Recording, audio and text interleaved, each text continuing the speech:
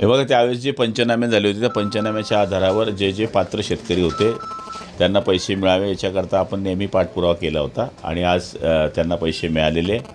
त्याचबरोबर आता केळीच्या उत्पादकांना बाबतीमध्ये सुद्धा जे झालेलं नुकसान आहे त्यांचे सुद्धा काही झालेले जे पंचनामे किंवा वगळण्यात येणारं जे क्षेत्र आहे जे ऑलरेडी आहे, ज्याचा विमा कंपनीने स्वीकारला आहे, ते सुद्धा ॲड करण्यात यावं. तर ते काही ठिकाणी ते काम सुरू झालेलं आहे. दुसरीकडे आपण म्हटलं की विम्याची म्हणजे रक्कम मिळणार आहे, आपलं कर्जमाफीचा विषय नाही ना. आणि आता काल रावेरमध्ये कंपनीने आमचा विमा नाकारला होता. रिजेक्ट आहे प्रत्येकच्या याच्यावर, कारण की त्यांच्या नियम असा आहे की 12 किलोमीटरच्या आत तुमचं वेदर स्टेशन असलं पाहिजे, पण त्या ठिकाणी ते नाही आहे. त्यामुळे विमा कंपनीने त्यांना डायरेक्ट रिजेक्ट लिस्टमध्ये टाकलं होतं. पण माननीय मुख्यमंत्री, उपमुख्यमंत्री एकनाथ शिंदेसाहेब, आम्ही 8 मंत्री आणि कंपनी अशी बैठक झाली आणि त्याच्यामध्ये त्यांनी मान्य केलेलं आहे की आम्ही त्याचा समावेश करू. तालुक्यामध्ये अतिवृष्टी झालेली आहे, सोनवत असेल, धरणगाव तालुक्यात अतिवृष्टी झालेली आहे. अतिवृष्टीचे निकष आहे 65 मिलीमीटर पाऊस किंवा सोसायटीचा वारा, हा जो निकष आहे त्या निकषामध्ये जे बसतं त्याचा पंचनामा होईल. आपण गेल्या काही दिवसांपूर्वी त्या ठिकाणी नाला खोलीकरण, पाझर तलाव, बंधाऱ्यांचं खोलीकरण केलं होतं आणि त्याचा मोठा फायदा झाला. पहिल्याच पावसामध्ये गेल्या 40 वर्षांमधला इतिहास धरणगाव तालुक्याने पहिल्यांदा बघितला की पाझर तलाव, बंधारे ओव्हरफ्लो झाल्याचं चित्र पाहायला मिळालं. जवळपास 72 किलोमीटर आम्ही आतापर्यंत खोलीकरण केलेलं आहे, पण पुढं उशिरा चालू केल्यामुळे इतर क्षेत्रात जो फायदा होणार होता तो आता सध्या होणार नाही. पण आम्ही घेत असताना पहिले जास्त ड्राय झोन कुठला, तर तो ड्राय झोन जास्त तोच होता. आम्ही तिथे कोरलं, पण बघा देवाचा आता पाणी करत होतो, पहिल्याच पाण्यामध्ये ते सगळं भरलं आणि खूप आनंदाचा दिवस आहे. कारण की तिथे ऑलरेडी नाले होते नाही असं नाही आहे, नॅचरली नाले होते, पण ते आम्ही खोल केले.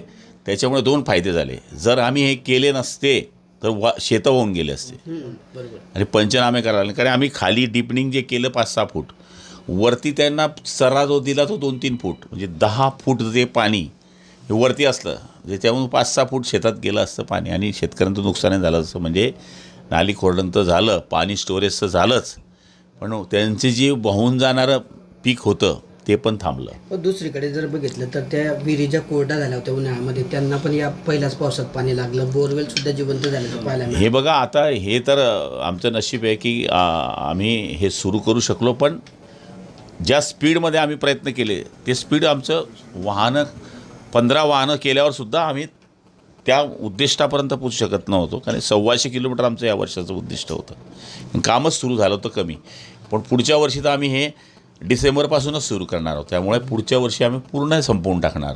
मुक्ताईनगर, रावेर परिसरामध्ये मोठं नुकसान झालेलं आहे कालच्या अतिवृष्टीमुळे. त्या मदत मिळायला पाहिजे अपेक्षा आहे, जी काही प्राथमिक मदत मिळायला पाहिजे ती मिळाली नाही असं तिथल्या शेतकऱ्यांचं म्हणणं आहे, नागरिकांचं म्हणणं आहे. तपास करून घेतो. आज आता कलेक्टरशी मी जस्ट बोललेलो आहे आणि तसं असेल तर मी आपल्या म्हणण्यानुसार सूचना देतो. गेलं तर जेवण सुद्धा मिळालेलं नव्हतं अशा तक्रारी त्या ठिकाणी. अहिरवाडी गाव आहे, त्या अहिरवाडी कोणतं गाव? रावेर तालुक्यातील अहिरवाडी गाव. लगेच आता मी आपला पाणी घुसलेलं आहे. आत्ताच तुमचं हे संपल्यानंतर मी कलेक्टरला लगेच आगरीपाडी इथे टीम पाठवायला लावतो. संजय, मी यादीच महाराष्ट्र पिंजून काढलाय. फिरणारे ते पहिलेपासून फिरणारे नेते म्हणून एकनाथ शिंदेंचं नाव आहे. रात्री 2-2 वाजेपर्यंत काम करणारा नेता म्हणून एकनाथ शिंदेंचं नाव आहे. शेवटचा माणूस त्याचं काम संपेपर्यंत न हलणारा नेता म्हणजे एकनाथ शिंदेंचं नाव आहे. त्याच्यामुळेच तर ते लोकांच्या मनात आहे, बहिणीच्या मनात आहे, भावाच्या मनात आहे, शेतकऱ्याच्या मनात आहे, वारकऱ्याच्या मनात आहे. बघा ना, शब्द दिला होता मुक्ताईला की पुढच्या वर्षी मी चांदीचा रथ पाठवेल, यावर्षी आला. असा आमचा नेता आहे. संजय दिना पाटलांकडून पत्रकारांना शिवीगाळ केल्याचं प्रकरण समोर आलेले, जीवे मारण्याची धमकी दिली. असं व्हायला नाही पाहिजे. झालं असेल तर माझी त्यांना विनंती आहे की पत्रकार हा राज्याचा, देशाचा 4था स्तंभ आहे. तो आपला आरसा आहे. आरशाला व दगड मारू नये. वादविवाद होत असतात, आमचेही होतात, पण याचा अर्थ असा नाही आहे की शिवीगाळ करणे, मारणे.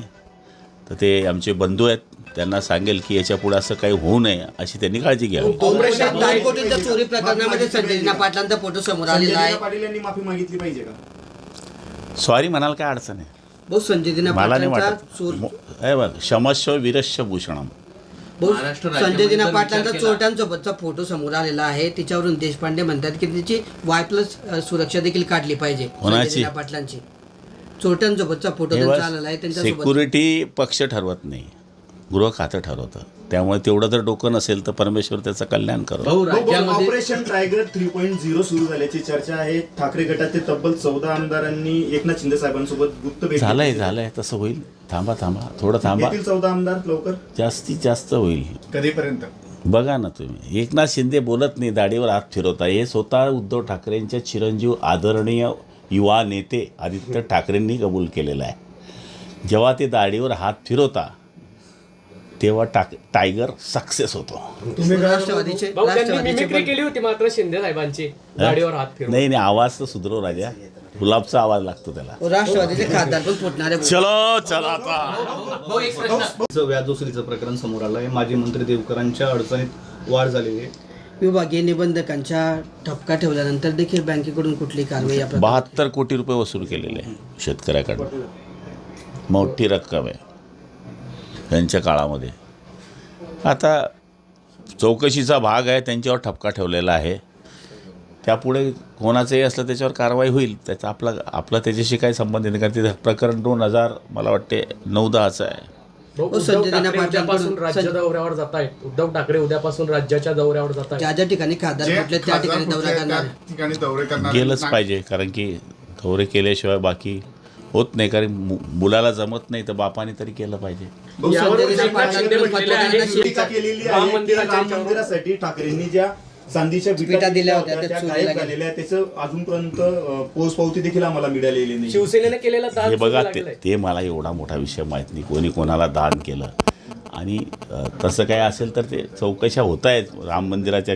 मी पण ऐकून आहे मग, पण त्याच्यातला मला तो विषयच माहीत नाही, तर मला त्याच्यावर बोलणं उचित नाही.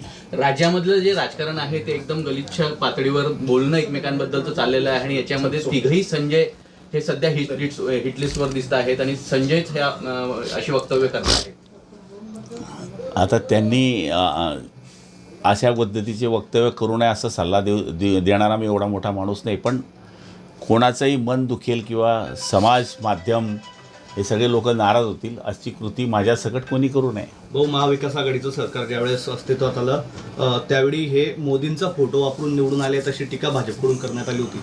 मात्र आता जी टीका होते आहे, जे फुटलेले 6 खासदार आहेत तर हे सोनिया गांधी आणि शरद पवारांचा फोटो वापरून निवडून आले होते अशी टीका जी आहे ती काँग्रेस आणि इतर नेत्यांकडून केली जाते.